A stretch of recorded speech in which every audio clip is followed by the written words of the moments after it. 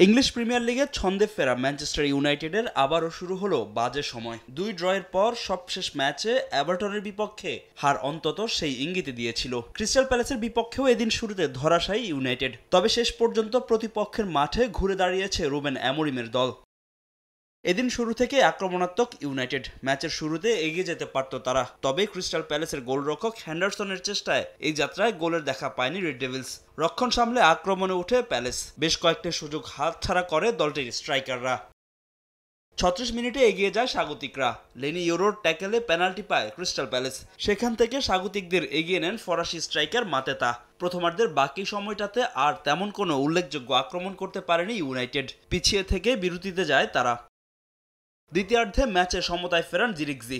প্রায় 1 বছর গোলের দেখা না পাওয়া ডাচ স্ট্রাইকারের কল্যাণে ম্যাচে ফেরে রেড ডেভিলস। ব্রুনো ফার্নান্দেজের ফ্রিকিক থেকে দুর্দান্ত এক গোল করেন জশোয়া জিরিকজে।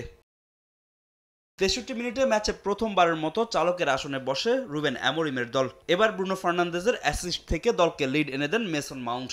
এরপর ম্যাচে ফিরতে বেশ কয়েকবার চেষ্টা করে ক্রিস্টাল প্যালেস, তবে নিজেদের জাল অক্ষত রাখে ম্যান ইউনাইটেড। শেষ পর্যন্ত 2-1 গোলের জয় নিয়ে মাঠ ছাড়ে ব্রুনো ফার্নান্দেজরা।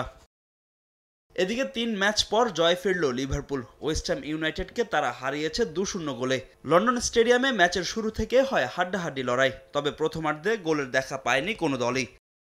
60 মিনিটে ম্যাচের ডেডলক ভাঙেন আলেকজান্ডার ইজাক।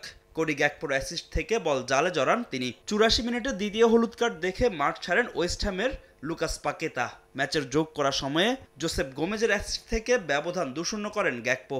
শেষ পর্যন্ত 2 গোলের জয় নিয়ে মাঠ ছাড়ে অলরেড। এ জয়ে ইপিএলের পয়েন্ট টেবিলের 8-এ উঠে এলো লিভারপুল। ফাহিম ইসলাম, সময় সংবাদ।